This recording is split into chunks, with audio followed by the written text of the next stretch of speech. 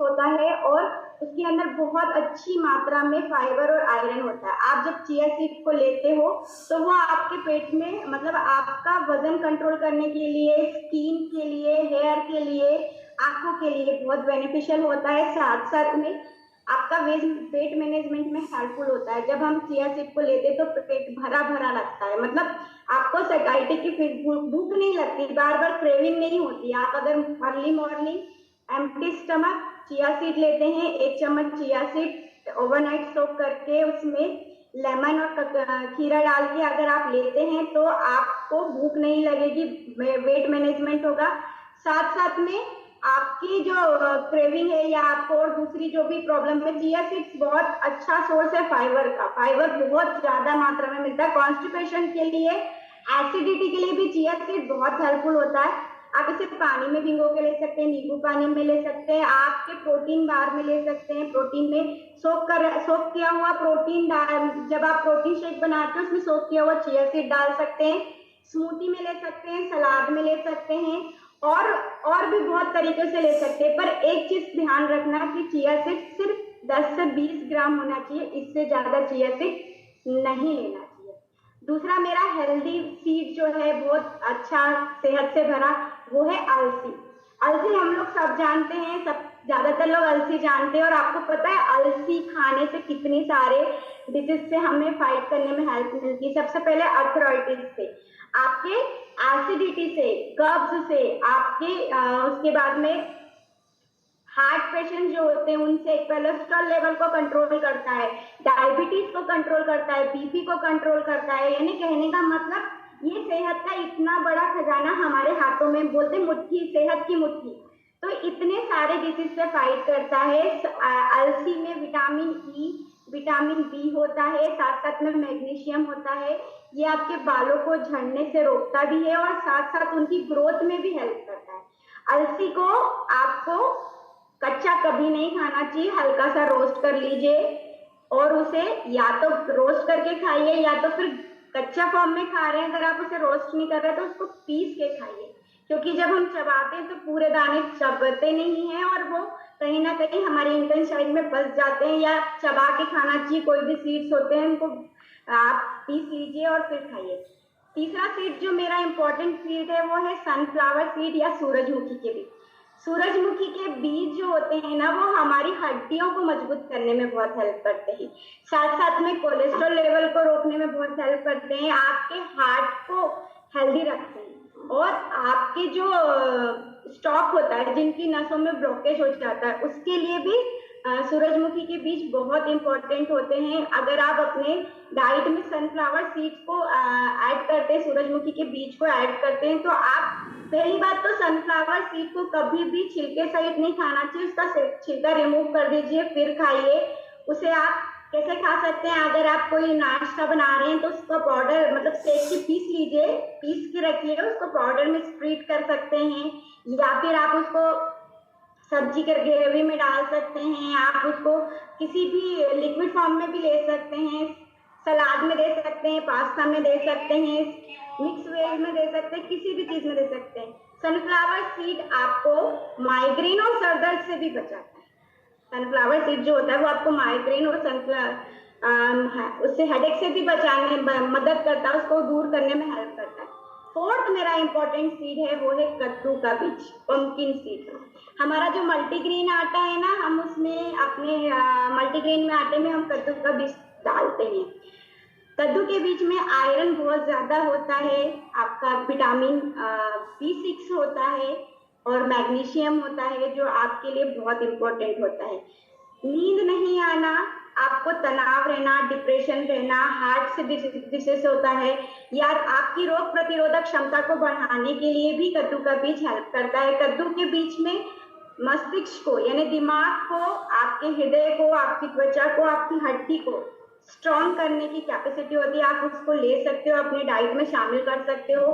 कद्दू के बीज को भी आप पीस के खाइए, आप अपने सलाद में डालिए, आप किसी भी चीज में डाल सकते हैं, अंकुरित करके भी खा सकते हैं। अंकुरन जो बोलते हैं ना स्प्राउट, उसमें भी आप पंपकिन सीड को डाल सकते हैं, स्मूथी में डाल सकते हैं, आप अपने उसमें डाल सकते हैं, स्मूथी में। आप जैसे हम बोलते हैं ना कि कुछ बनाते हैं तो उसकी ड्रेसिंग में भी डाल देते हैं, बहुत सारे लोग कर्ड्स में डाल देते हैं, दही में डाल देते हैं, रायते में डाल देते हैं।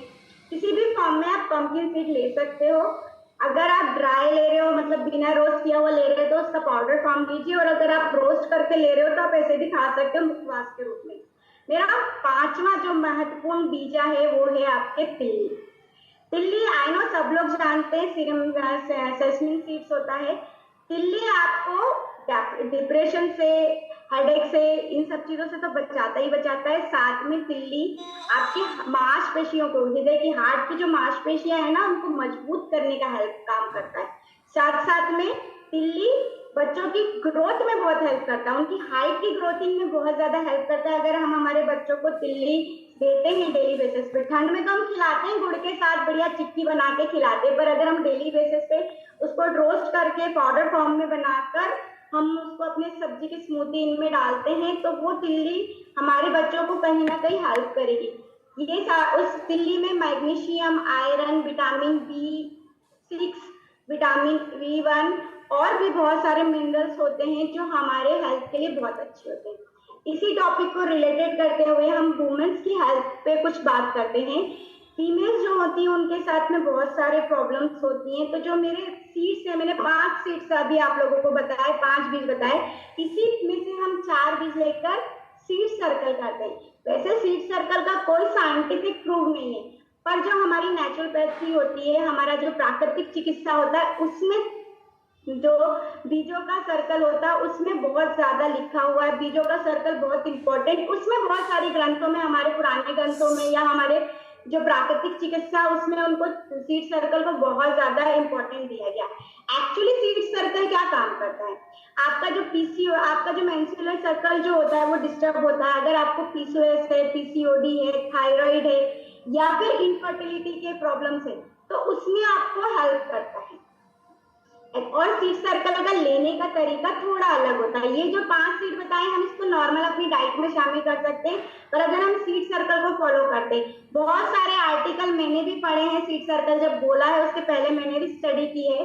कुछ ऐसे लोग, वैसे हम बोलते नहीं है, दावा नहीं कर रही हूँ मैं, पर कुछ लोगों के ऐसे कमेंट्स आए थे कि सीड सर्कल लेने से उन्हें प्रेगनेंसी में जो प्रॉब्लम्स हो रही थी उससे उनको सॉल्यूशन मिला। साथ साथ में मेंस्ट्रुअल सर्कल पूरा हुआ। मेंस्ट्रुअल सर्कल में अगर आपको पीरियड्स बहुत ज्यादा आते हैं या बहुत डिले हो जाते हैं, या फिर आप उनको बोलते हैं कि एक दिन में खत्म हो जाते हैं या बहुत हैवी ब्लडिंग होती है, इस समय अगर आप सीड सर्कल को फॉलो अप करते हैं तो कहीं ना कहीं 2-3 महीने में आपको उसका रिजल्ट मिलेगा। सीड सर्कल में मेनली 2 सीड्स पहले लेते हैं और बाद में 2 सीड्स बाद में लेते हैं। 14 दिन का 28 डे का मेंस्ट्रुअल सर्कल होता है। फर्स्ट डे से 14 डे तक आपको 2 सीड्स लेने हैं और 15 डे से 28 डे तक 2 सीड्स लेने हैं। सबसे पहले हम पंपकिन सीड लेंगे और उसके साथ लेंगे अलसी, कद्दू के बीज और अलसी, दोनों सीड्स को हमको डेली कंज्यूम करना है 2 चम्मच। आप चाहे तो उसको पीस के खा सकते हैं, पर सीड सर्कल में हमें सीड्स को रोस्ट नहीं करना है, बिना रोस्ट किए सिर्फ पाउडर फॉर्म में ले सकते हैं, क्योंकि अगर हम ड्राई बिना रोस्ट किए लेंगे तो कहीं ना कहीं हम उसको चबा नहीं पाते, तो वो हमारे ऐसे ही उसका यूटिलाइजेशन नहीं होता, वो ऐसे हमारा पास आउट हो जाता है। तो आप क्या करेंगे, दोनों को 2 चम्मच लेना है। आप 1 चम्मच मॉर्निंग में ले लीजिए, 1 चम्मच इवनिंग में ले लीजिए। फर्स्ट फेज जो होता है वो आपका फॉलिकल एसिड्स वाला फेज होता है, जहां पर आपके एग प्रोड्यूस होते हैं। उस समय प्रेस्टोजन लेवल जो होता है आपकी बॉडी का, उस या तो डिक्रीज होता है या इंक्रीज होता है। इसकी वजह से हमारा हार्मोन्स जो होते हैं वो अनबैलेंस हो जाते हैं। तो जब हम sunflower seeds, sorry pumpkin seeds और अलसी लेते हैं, कद्दू के बीज और अलसी लेते हैं, 15-14 दिन आपको कद्दू का बीज और आपको अलसी लेनी है, 2 चम्मच लेनी है। 1 चम्मच आप सुबह ले लीजिए, 1 चम्मच शाम को ले लीजिए। आप इसे सिर्फ 3 दिन में बना के रखिए। 3 दिन में मतलब 6 चम्मच लीजिए, उसको मिक्सर में ग्राइंड कीजिए, कांच की बोतल में लेकर उसको फ्रीजर में रखिए, क्योंकि अगर वो बाहर रहेगा तो ऑक्साइड हो जाएगा और उसके मिनरल्स हमें नहीं मिलेंगे जितने हमें चाहिए। सेकेंड फेज में क्या होता है, हमारे एग प्रोड्यूस होते हैं, उस ओवरी फेज होता है, उस समय हमें सूरजमुखी का बीज और अलसी का बीज लेना चाहिए। सूरजमुखी का बीज और तिल्ली के बीज लेने चाहिए, ये भी 2-2 चम्मच लेना चाहिए 2 चम्मच डेली लेना चाहिए। एक मॉर्निंग में ले लीजिए या एम्प्टी स्टमक, और एक ओवर जब आप बेड पे जाते हैं उस समय ले लीजिए। इन्हें भी वही प्रोसेस में कीजिए। बहुत सारे सोर्सेस, मतलब मैंने जब स्टडी की थी तो बहुत सारे लोगों के कमेंट्स थे कि हमने जब ये सीड सर्कल अपनाया तो हमारे पीरियड्स रेगुलर हो गए। मेंस्ट्रुअल सर्कल में जो लोग होते हैं जिनके पीरियड्स जाने वाले होते हैं उस समय भी ये सीड बहुत हेल्प करते हैं। आपकी बॉडी से हीट को कम करते हैं, मूड स्विंग्स को कम करते हैं, और भी बहुत सारे रीजंस होते हैं जिनको फाइट करने में हेल्प करते हैं। पीरियड्स का रेगुलर हो जाते हैं। बहुत सारी जगह पे आपके जो पीसीओडी है वो भी बहुत हद तक पीसीओएस जो है वो पीसीओडी है बहुत हद तक सॉल्व हो जाता है। पीसीओएस का नहीं बोलती, पीसीओडी का बोल सकती है, क्योंकि पीसीओएस तो डॉक्टर से थोड़ा सा कंसल्ट करना पड़ता है। अगर इन सब चीजों से ये सब सर्कल नहीं कर सकते तो हमारे यहाँ पे हमारे हर्बल लाइफ में एक वुमेन्स चॉइस टैबलेट है जो आप डेली ले सकते हैं। उससे आपका प्रेस्टोराजन लेवल कंट्रोल रहता है, आपको बहुत हेल्प करती है। ऐसे बहुत सारे केसेस मैंने भी देखे हैं, मैंने सुने भी और मैंने भी उसको यूज किया है। उस समय जब मैं वेट लॉस जर्नी में थी उस समय मैंने इस चीज को ट्राई किया था और मुझे बहुत ज्यादा हेल्प मिली थी उससे। आप ये ट्राई कर सकते हैं। Over to you ma'am.